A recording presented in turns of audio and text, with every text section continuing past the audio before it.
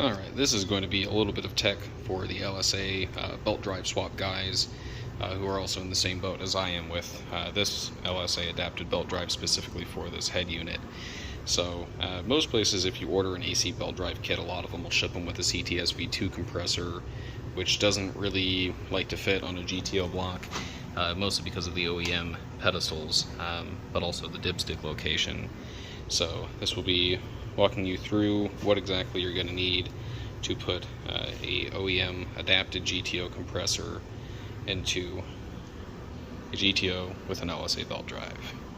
So this is going to be a bit more complicated than just a direct swap. So this is a new old stock Delco compressor that I picked up that's also been adapted. I had to buy a separate C5 compressor just for any standard C5 or C5Z06, and you'll have, if you have the tools and the means to do so, then you will swap the C5 hub and clutch over onto the GTO compressor, which will push the spacing back.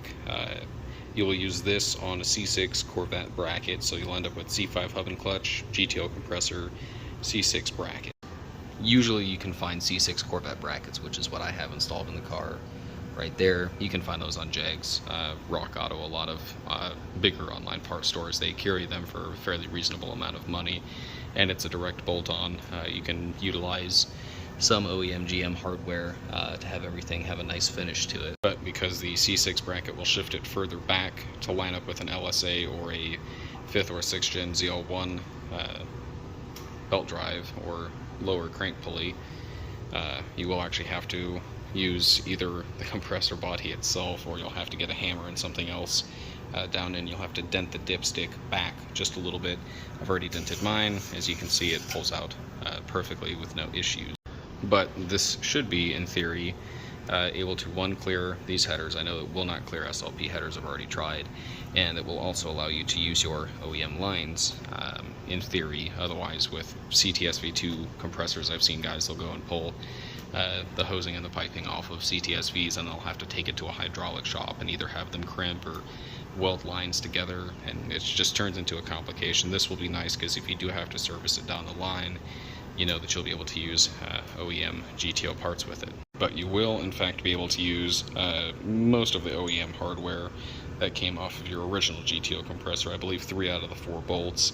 And I'm going to go ahead and throw up the measurements on the screen here for you so that way people can write these down. The 4th bolt, which is an M10 by 150, which is the thread pitch and diameter of all of these, you need a 160 millimeter long bolt, which I did find that through McMaster Car.